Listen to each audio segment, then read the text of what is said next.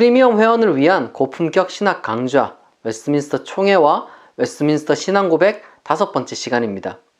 오늘은 총 33장으로 구성된 웨스트민스터 신앙고백서 중에서 7장부터 9장까지 언약, 그리스도, 자유의지를 다루어 보도록 하겠습니다. 먼저 언약에 관해서입니다. 웨스트민스터 신앙고백 7장 언약 부분은 6개의 조항으로 구성되어 있는데 그것을 간단하게 요약하면 다음과 같습니다. 첫째, 피조물은 하나님께 순종해야 하는 존재지만 하나님과 피조물 사이의 거리가 너무 멀어서 하나님은 친히 자발적으로 낮추셔서 언약을 주셨다. 둘째, 처음 언약을 맺은 아담과의 언약은 행위 언약으로 순종에 대한 생명이 약속되었다. 셋째, 행위 언약은 인간의 타락으로 실패했고 하나님은 따라서 두 번째 언약을 주셨다. 이 언약은 그리스도와 맺은 것이다. 넷째, 이 언약은 그리스도의 죽음과 연결되어 유언으로 불리기도 한다. 다섯째, 언약은 율법 시대와 복음 시대가 다르다. 율법 시대는 오실 그리스도에 대한 예표들로 구성되어 구약이라 불린다. 여섯째, 복음 시대에 그리스도가 나타나셨고 언약을 이행하는 방식은 말씀 전파와 세례와 성찬이다. 웨스트민스터 신앙고백서 7장은 가장 처음에 하나님의 낮추심을 언급합니다. 이것은 타락 이전의 이야기이기도 하고 또한 따라서 성육신에 관한 이야기가 전혀 아닙니다. 그런데 도대체 이 낮추심이 무엇을 의미하는지 웨스트민스터 신앙고백서는 더 많은 설명을 하지도 않고 웨스트민스터 다른 표준 문서에도 이러한 낮추심에 대한 언급은 존재하지 않습니다.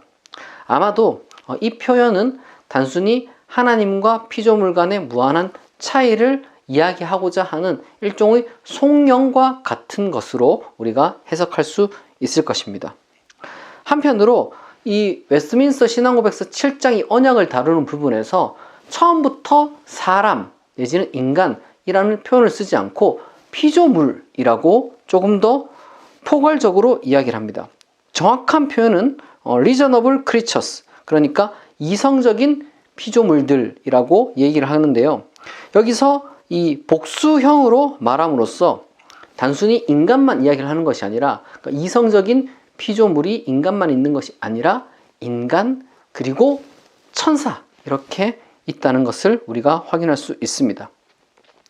특별히 웨스트민스터 신앙고백에는 나오진 않지만 신앙고백 작성한 이후에 작성된 대요리 문답 16문답에서는 청사의 창조를 묘사하면서 그 존재가 계명을 지킬 수 있는 것으로 봅니다. 그리고 또한 19문답에서는 일부 천사가 타락하도록 하나님이 허용했음을 말하고 그리고 앞서서 신앙고백서 6장에서 명백하게 사탄의 유혹이 언급됩니다. 이 천사와 사람의 창조의 그러면 차이는 무엇이냐면 두 가지가 있는데 첫 번째로 천사는 영으로 지음을 받은 반면에 인간은 물질로 지음을 받았다는 겁니다. 그리고 둘째로 천사와 인간의 차이점은 인간만이 하나님의 형상대로 지음을 받았다는 것입니다. 그런데 이 하나님의 형상은 우리가 흔히 다른 보수적인 조직신학 학자들이 이야기하는 것처럼 어떤 지식, 의지, 심지어 거룩함 그런 것들이 아닙니다. 왜냐하면 이 웨스트민스터 신학자들은 천사도 동일하게 지식을 가지고 있고 의지와 책임이 있을 뿐만 아니라 심지어 거룩하다라고 이야기하기 때문입니다. 웨스트민스터 신앙고백서 4장 2절에 하나님의 형상으로 서술되는 것들이 전부 대요리 문답에 가면은 천사에게도 그대로 적용됩니다. 따라서 이 언약을 맺는다는 것이 하나님과 인간에게만 벌어진 것이다라고 우리는 볼 수 없습니다. 오히려 웨스트민스터 신앙고백서 신학자들은 이 언약 맺음은 천사에게도 적용된 것처럼 생각하고 있습니다. 웨스트민스터 신앙고백 7장 1항에는 하나님의 형상이 따로 언급되지 않고 이성적인 피조물들이라고 복수형으로 말을 하고 바로 그러한 복수 형태의 이성적인 피조물들과 언약을 맺기 위해서 하나님이 스스로 낮아졌다라고 표현하고 있습니다. 따라서 비록 우리는 알지 못하지만, 말하자면 성경에 기록된 것은 없지만 적어도 웨스트민스터 신앙고백서 신학자들은 하나님은 인간뿐만 아니라 천사와도 언약을 맺었다라고 보고 있습니다. 하나님의 이 형상이 그렇다면 구체적으로 무엇일까요? 우리가 바꿔 말하면 하나님의 형상이 곧 인간과 하나님의 언약 맺음의 가능성을 이야기하는 것을 꼭 그것을 이제 염두에 두는 것은 아니라는 거예요. 그렇다면 하나님의 형상은 무엇일까요? 하나님의 형상은 의지, 지성, 거룩 이런 것도 아니고 심지어 언약 맺음의 가능성도 아닙니다. 이 하나님의 형상이라는 표현이 별로 이제 웨스트민스터 신앙고백서나 아니면 다른 표준 문서에도 거의 사용되지 않기 때문에 이것이 의미하는 바가 구체적으로 무엇인지 알아보기 위해서는 어쩔 수 없이 또다시 대요리 문답을 우리가 살펴 볼 수밖에 없습니다. 대요리 문답 17문답에 보면 하나님의 형상 중 천사와 겹치지 않는 것, 그러니까 인간에게만 고유한 것으로 우리가 식별할 수 있는 것은 다름 아니라 바로 피조물에 대한 통제권입니다.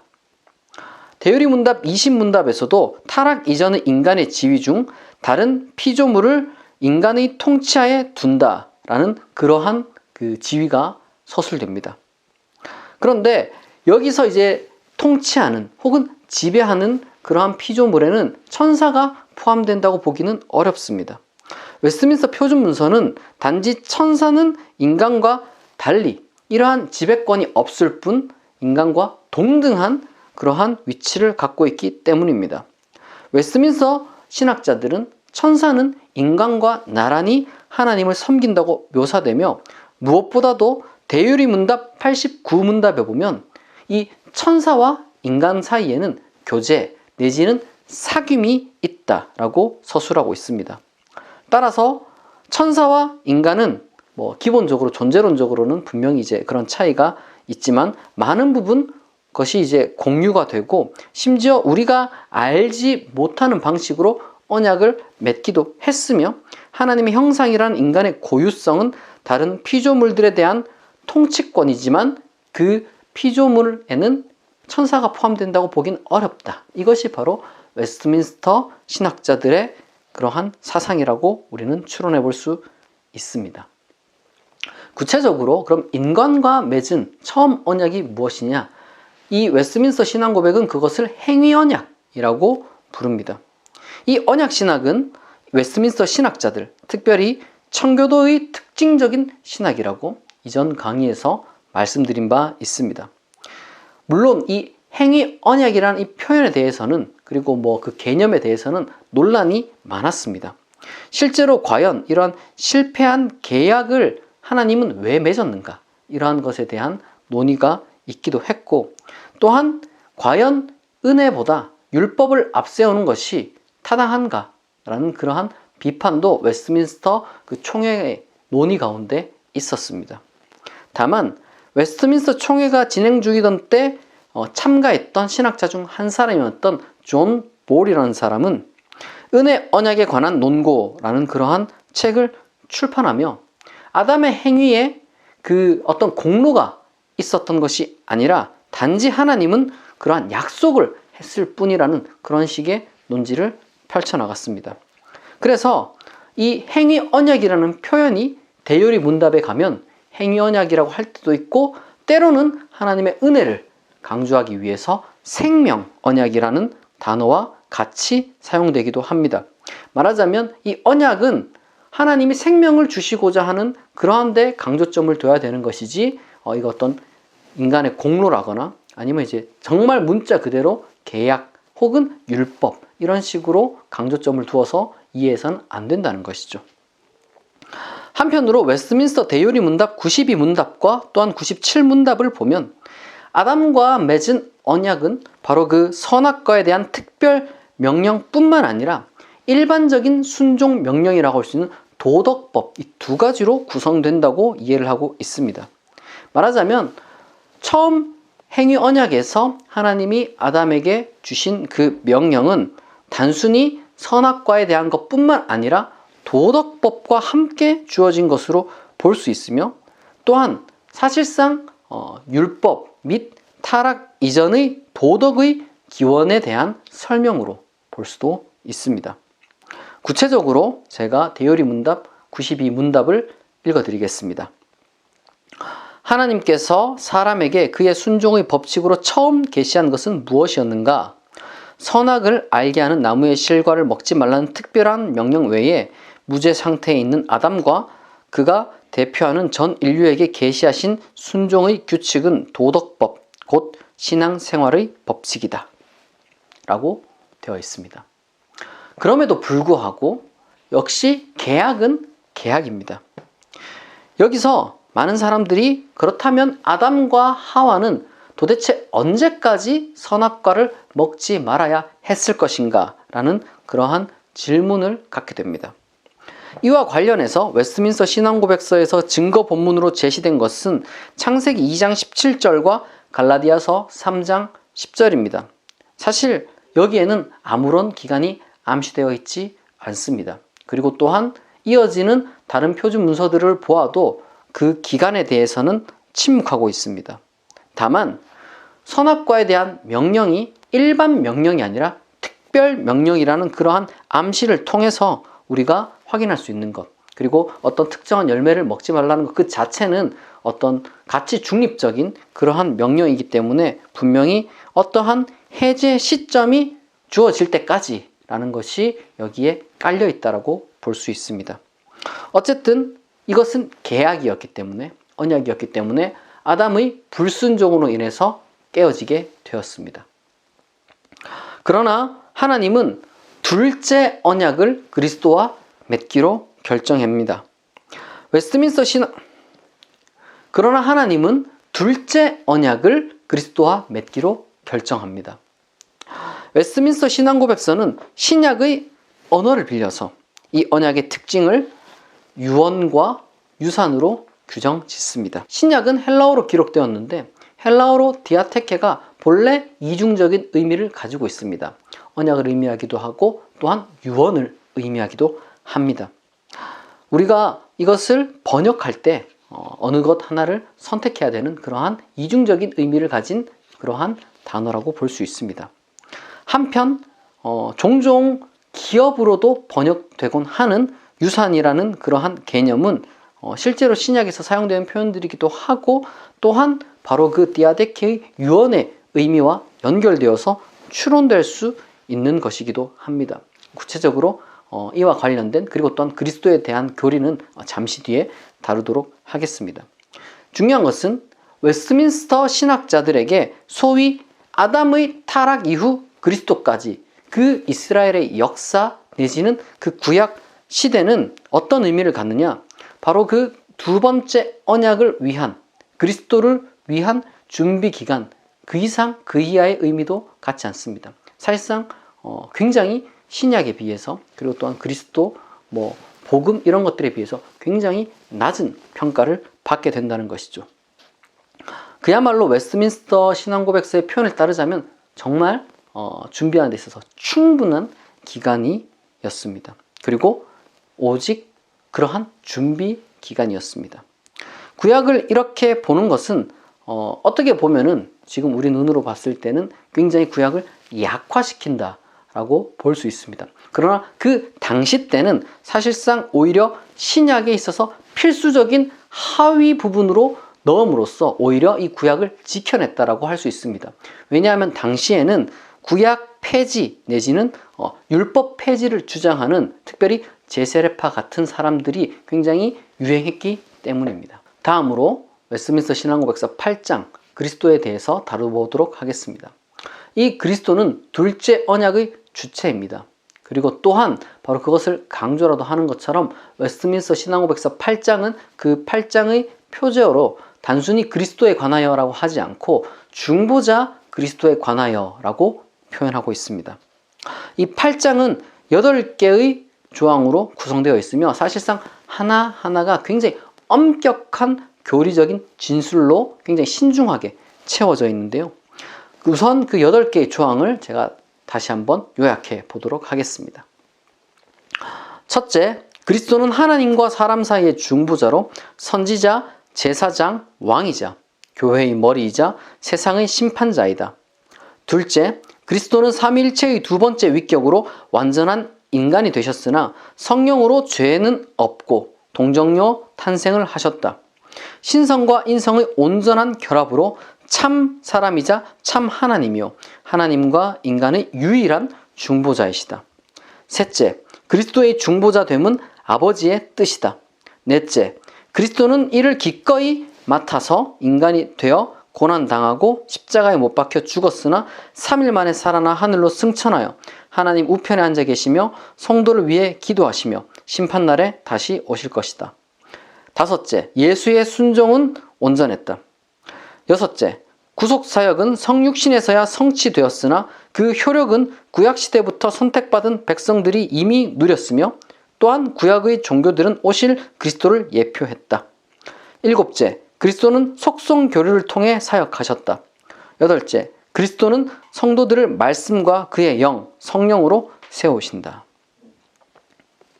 지금 이러한 요약에서 알 수 있는 것처럼 거의 모든 중요한 기독론적인 논의가 여기서 다루어지고 있다고 말할 수 있습니다.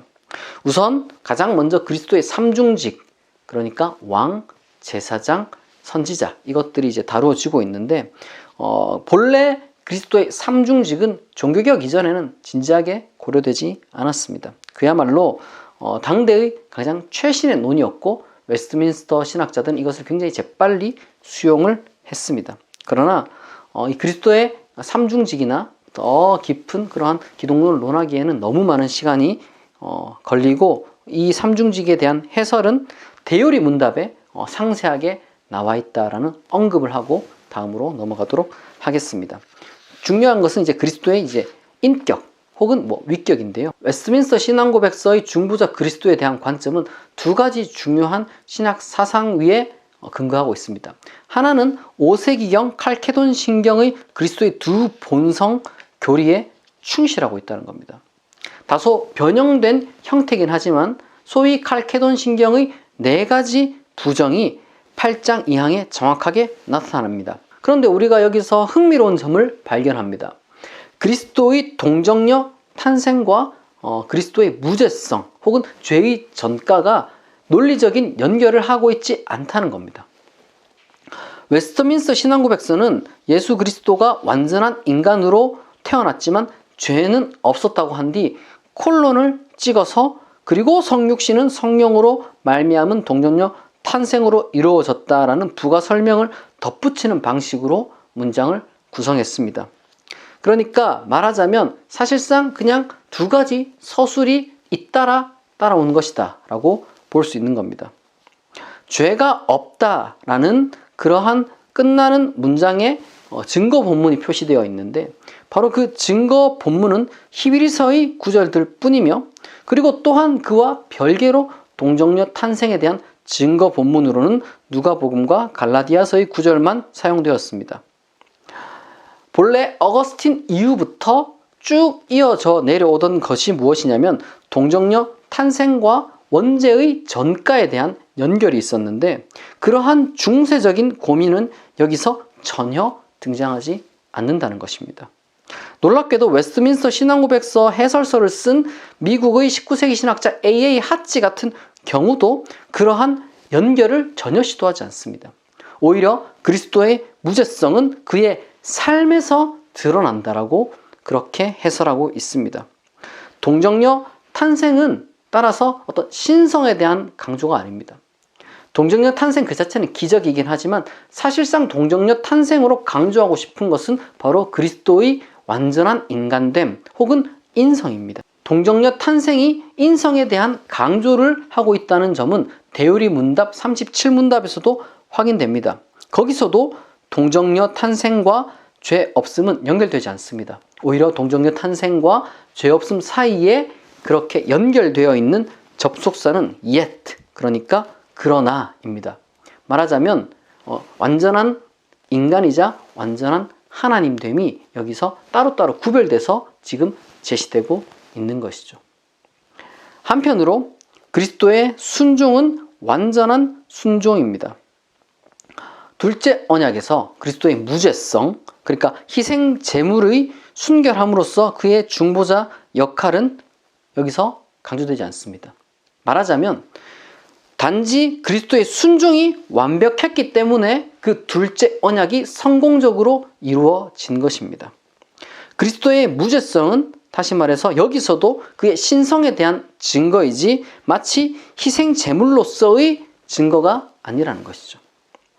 그리스도의 죽음은 완전한 순종, 즉 그보다 더 할 수 없는 순종에 대한 완벽한 증거입니다. 죽기까지 복종하는 것, 그거보다 더 강한, 더 최고의 어떤 순종, 복종은 없는 것이라는 것이죠.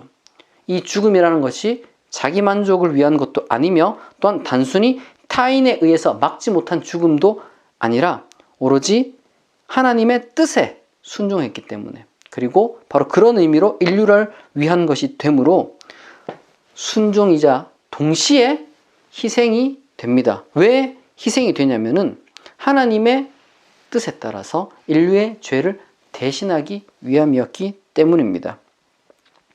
웨스트민스터 신앙고백서 이전이 가장 중요한 잉글랜드 교회의 39개 신조 31항에는 바로 이러한 그리스도의 희생제물로서의 죽음이 조금 더 자세하게 설명되어 있습니다. 제가 읽어드리면 이렇습니다. 단 한 번 이루어진 그리스도 자신의 보응은 원죄와 실범죄를 포함하여 세계의 모든 죄를 위하여 행하신 완전한 속죄이며 화해이고 변상이다. 그리고 이 밖에는 죄를 보상할 어떤 것도 없다.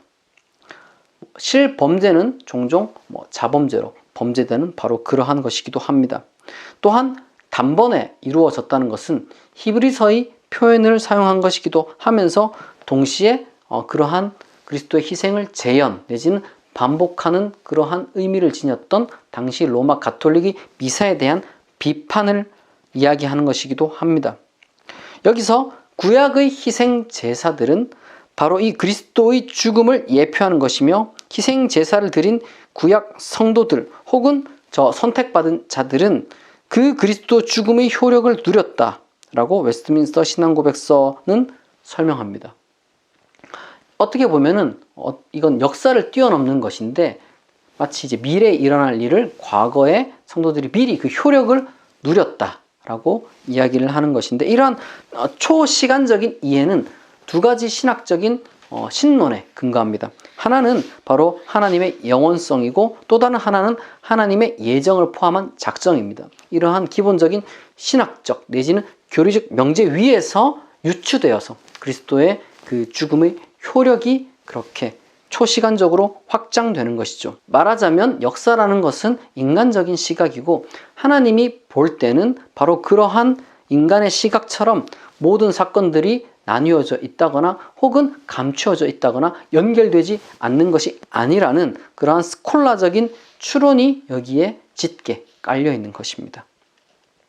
그리스도와 관련하여 마지막으로 웨스트민스터 신앙고백서가 강조하는 것은 루터의 신학이라고 할 수 있는 바로 속성 교류입니다. 정확히 말하자면 제가 요약하면서는 속성 교류라는 표현을 쓰긴 했지만 정작 웨스트민스터 신앙고백서 8장 7항에는 속성 교류라는 표현은 없습니다. 실제로 그 웨스트민스터 신앙고백서 8장 7항이 어떻게 되어 있는지 제가 읽어보겠습니다. 그리스도께서는 중보사역에 있어서 그의 두 본성, 곧 신성과 인성을 따라서 행하시되 각 본성은 그 본성 자체에 본래 속한 것을 행하신다. 그러나 그리스도의 인격의 통일성으로 인하여 한 본성에 본래 속해 있는 것이 성경에서 때로는 다른 본성으로 호칭되어 있는 인격에 돌려져 있음을 볼 수 있다. 어떻게 보면 굉장히 복잡하지만 사실은 간단합니다.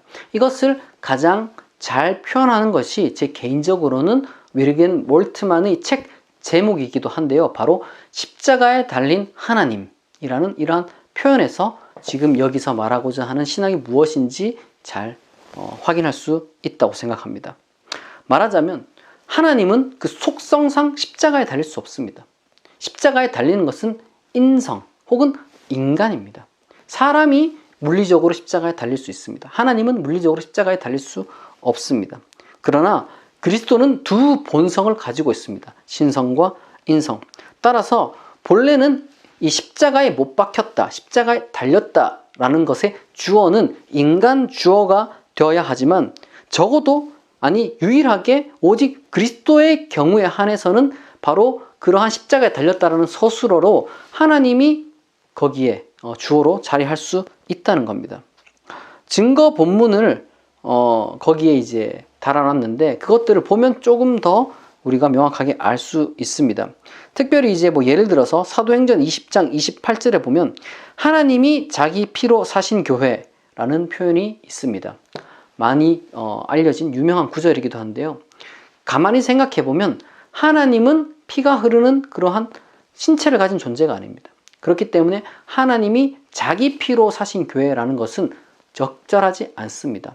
그리스도가 인성을 가진 그리스도가 자기 피로 교회를 샀다라고 표현하면 뭐 옳을지 모르겠지만 적어도 주어로 하나님이 있다는 것은 그 속성상 맞지 않습니다. 그러나 하나님은 피가 흐르지 않고 피가 흐르는 것은 인간임에도 불구하고 이러한 표현을 성경은 쓰고 있다는 것입니다. 이것이 가능한 이유는 다름이 아니라 바로 두 본성 교리가 전제되어 있기 때문이다 라고 신학자들이 유추한 것이고, 특별히 그러한 주장을 누가 했느냐?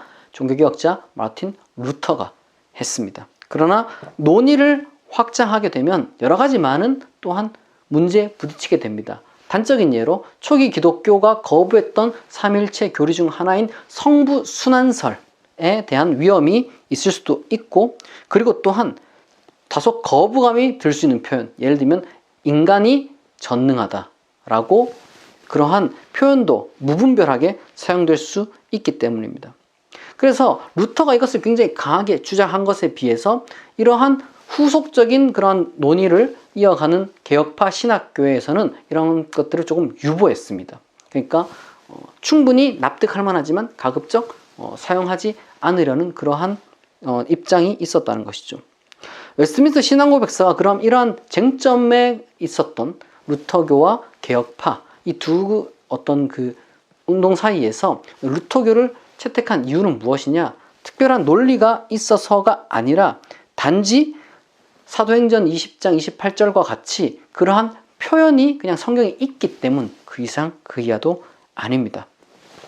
어떻게 보면 다른 많은 것들에 비해서 가장 웨스트민스터 신앙고백서 그 스스로가 이야기하고 있는 그러한 원칙, 예를 들면 뭐 삼일체나 뭐 이런 것들과는 달리 정말 문자 그대로 이 성경의 권위에 근거해서 그러한 교리 채택이 아닌가 이렇게 생각을 합니다. 마지막으로 웨스트민스터 신앙고백서 9장 자유의지를 다루어 보도록 하겠습니다.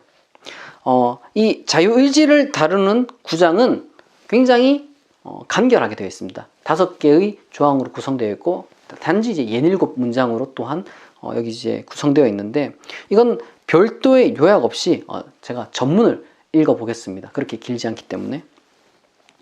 1. 하나님께서 인간의 의지에 선천적 자유를 부여해 주셨기 때문에 그 의지는 선이나 악을 행하도록 강요당하거나 또는 어떤 절대적인 필연에 의하여 결정되지 않는다. 2. 인간은 무죄 상태에서는 하나님 보시기에 선하고 그가 아주 기뻐하시는 것을 원하며 행할 수 있는 자유와 능력을 소유하였으나 아직 가변적이어서 인간은 그 상태에서 타락할 가능성이 있었다. 3. 인간은 타락하여 죄의 상태에 있음으로 말미암아 구원에 수반하는 영적 선을 행하고자 하는 모든 의지력을 완전히 상실했다. 그래서 자연인은 영적 선을 전적으로 싫어하고 죄로 죽어있기 때문에 그 자신의 힘으로는 자신을 회개시키거나 또는 회개에 이르도록 준비할 수 없다. 4. 하나님께서 죄인을 회개시켜 그를 은혜의 상태로 옮기실 때 하나님은 그를 그가 당하고 있는 죄의 속박에서 자유케 하신다. 그리고 오직 하나님의 은혜로만 영적으로 선한 것을 그가 자유롭게 결심하며 행할 수 있게 하신다. 그렇지만 그의 남아있는 부패로 인하여 선한 것만을 전적으로 결심하지 못하고 악한 것을 또한 결심한다. 5. 인간의 의지는 오직 영광의 상태에 이르게 되는 때에만 전적으로 그리고 한결같이 자유로이 선만을 행할 수 있게 된다. 이 자유의지 부분 해설에 앞서서 먼저 지적할 것은 웨스트민스터 표준 문서의 다른 곳에는 자유의지라는 논의 자체가 등장하지 않습니다. 단지 설명이 부족하다거나 이런 것이 아니라 오직 여기서만 자유의지에 대해서 다루고 있습니다. 뭐 정확하게 그 이유는 우리가 알 수 없습니다. 아마도 이미 관련 내용이 6장에 서술되어 있기 때문에, 신앙고백서 6장에 서술되어 있기 때문에 어떻게 보면 다소 불필요한 부분으로 보일 수 있습니다. 그리고 그렇기 때문에 바로 대요리 문답에서는 이것이 빠졌을 수도 있습니다. 아마도 사실상 이 자유의지 장 같은 경우는 이 다음에 이어지는 계속해서 연속해서 구원의 서정이라는, 그러니까 구원의 순서에 관한 그런 내용들이 이어지는데, 그 처음 부분이 10장 바로 소명인데, 이 소명 부분을 도입하기 위한 그러한 서론적 역할, 다시 말해서 약간 삽입되어 있는 그러한 장이라고 할 수 있습니다. 다만 우리가 이 웨스트민스터 신앙고백서의 신학자들의 그 자유의지에 관한 논의를 지적하기 앞서서 먼저 종교개혁자들은 그럼 이 논의를 어떻게 생각했는가를 우리가 살펴볼 필요가 있습니다. 종교개혁자들은 실제로 자유의지를 논하는 것을 굉장히 싫어했습니다. 말하자면 그 자유의지라는 단어를 좋은 표현이 아닌 굉장히 좋지 못한 하나님의 은혜와 대립되는 인간을 강조하는 그러한 표현으로 보았습니다. 예를 들어서 루터 같은 경우는 자유의지라는 용어 자체가 공허하고 심지어 적그리스도적인 것이다 라고 이야기를 했고요. 칼빈도 철학자들이나 심지어 교부들의 자유의지에 대해서 공격하는 그러한 입장을 취했습니다. 왜냐하면 이 자유의지라는 것이 아까도 말씀드렸던 것처럼 하나님의 은혜와 영광을 빼앗을 위험이 있다고 보았기 때문입니다. 말하자면 이 자유의지 논쟁이라는 것이 단순히 정말로 인간의 어떤 자유 그런 것을 논하는 것이 아니라, 도덕적인 책임을 논하는 것이 아니라 타락 이후 인간의 상태에 대해서 논하는 것이라는 것을 우리가 잊지 말아야 됩니다. 웨스트민스터 신앙고백서에서 타락 이전의 자유의지는 죄의 책임을 하나님께 돌리지 않기 위한 그러한 부분에서 이제 강조를 하고 있지만, 그러나 타락 이후에는 그러한 자유의지는 사실상 없다라는 것을 이야기를 하려고 노력한다는 것을 또한 우리가 알아야 합니다. 제가 9장을 지금 전체를 읽어드렸지만, 타락 후에 인간은 영적 선을 행할 모든 의지력을 전적으로 상실했습니다. 이것은 종교개혁자들의 입장일 뿐만 아니라 그 이후의 모든 개신교 신앙고백서들의 표현이기도 합니다. 예를 들면 잉글랜드 교회의 39개 신조 10항, 그리고 도르트 신조 3조 상항, 하이델베르크 요리문답 9문답, 그리고 벨직 신앙고백 14장에도 똑같이 자유의지에 대해서 거부하고 있습니다. 말하자면 웨스트민스터 신학자들은 에라스무스를 버리고 루터를 선택했습니다. 또 다르게 표현하자면 알버트 피기우스가 아니라 칼빈의 편을 들어주었다 라고도 할 수 있겠습니다. 웨스트민스터 신학자들은 바로 그러한 루터와 칼빈을 따라서, 그리고 이전의 개신교 신앙고백서들을 따라서 인간은 선을 행할 능력이 없다라고 그렇게 고백을 합니다. 그런데 사실 이 부분은 신앙고백서 6장 4항에 이미 지적된 바가 있습니다. 다만 6장 같은 경우는 도덕적인 선악을 원했다면, 바로 이 9장에서는 의도적으로 영적이라는 형용사를 추가했고, 그리고 또한 사람 앞에는 자연적이라는 형용사를 덧붙입니다. 그러니까 영적인 선에 대한 무능력을 말하고, 바로 그러한 영적인 선에 대한 무능력을 가진 사람은 자연적인 인간이다 라는 그런 표현이 여기서 구체적으로 대비되는 것입니다. 자연적인 인간이라는 말은 소위 말해서 아직 하나님의 은혜를 입지 못한 상태를 가리키는 것이 분명합니다. 그게 바로 여기서 말하는 자연적 혹은 자연인이라고 할 수 있는 것인데요. 근데 거기에 비해서 이 영적이라는 형용사는 다소 난해합니다. 여기서 말하는 것은 아마도 인간의 법률, 인간끼리 정한 그러한 어떤 그 규칙, 그리고 심지어 인간의 그런 도덕을 넘어선 신령한 것, 즉 신적 기원을 가진 혹은 하나님의 뜻에 맞는 이러한 것과 동등한 의미를 지니는 것이 바로 영적이라고 할 수 있습니다. 웨스트민스터 16장은 실제로 선행에 관하여 라는 장으로 따로 분류가 되어 있는데, 바로 그 1항은 이렇습니다. 선행은 하나님께서 자기의 거룩한 말씀 안에서 명령하신 것만 인정된다. 아무 정당한 이유 없이 사람이 맹목적인 열성으로 또는 선한 의도를 가장해서 고안해낸 것은 인정되지 않는다 라고 못 박습니다. 그리고 또한 대요리 문답 99문답을 보면 10계명을 바로 이 영적인 것이라고 못 박습니다. 그리고 또한 동시에 우리가 고려해야 되는 것은 종교개혁자들과 그리고 웨스트민스터 신앙고백자들은 동시에 시민법, 내지는 뭐 시민 정의라고 번역될 수 있는 유스티티아 키빌리스를 부분적으로 인정합니다. 말하자면 완전히 범죄만 저지르는 인간만 존재한다는 것이 아니라는 것이죠. 충분히 인간의 규칙 속에서 그러한 세속적인 정의를 행할 능력이 존재한다는 것입니다. 그러나 동일한 행위라도 영적인 선이냐 아니냐를 따지는 것은 그런 외적으로 드러나는 것이 아니라 바로 그 동기, 그 목적, 그런 것을 하나님의 평가에 비추어 볼 때 달라질 수 있다는 것입니다. 말하자면 지금 이 웨스트민스터 신앙고백서가 말하는 자유의지 무능함은, 즉 영적인 선에 대한 무능함은 인간이 선택 능력이 없다라거나 아니면은 인간이 그런 세속적인 정의 내지는 세속적인 선을 행할 능력이 없다라는 것을 뜻하는 것이 전혀 아닙니다. 인간은 충분히 선을 행할 수 있습니다. 정의롭게 행할 수 있고 남을 위해 희생할 수도 있습니다. 그러나 다만 여기서 말하는 자유의지에 대한 무능, 영적인 선에 대한 무능은 그러한 행위 이면의 그 동기와 목적이 하나님과 연결되어 있느냐, 혹은 뭐 하나님의 뜻에 부합하느냐, 뭐 이러한 것들이 중요하게 작용한다는 겁니다. 그러면 어떻게 인간은 영적인 선을 행할 수 있느냐? 바로 이것이 구원의 중요한 부분이라고 할 수 있습니다. 하나님의 은혜로 구원받은 인간은 성화의 과정 중에서 지상에서 영적인 선을 행할 수도 있고 행하지 못할 수도 있습니다. 그럼 뭐 완벽하지 않습니다. 완벽한 영적으로 선을 행하는 그러한 존재는 언제 이루어지느냐? 이 성화의 완성, 영화의 상태 혹은 영광의 상태에서 가능하게 됩니다. 그러면 지금까지 강의를 요약해 보도록 하겠습니다. 첫째, 하나님은 피조물과 언약을 맺으시되 인간뿐만이 아니라 천사와도 맺으셨다. 둘째, 언약의 핵심은 순종이다. 아담은 불순종했기 때문에 언약이 깨졌고 그리스도는 순종했기 때문에 언약이 성사되었다. 셋째, 그리스도의 죽음은 죽기까지의 순종인과 동시에 그 죽음은 인류의 죄를 위한 것이기도 하다. 넷째, 그리스도의 무죄성은 신성에 대한 것으로 희생 제물로서의 가치가 암시되긴 하지만 동정녀 탄생과는 연결점이 없고 오히려 동정녀 탄생은 그리스도의 인성에 대한 강조이다.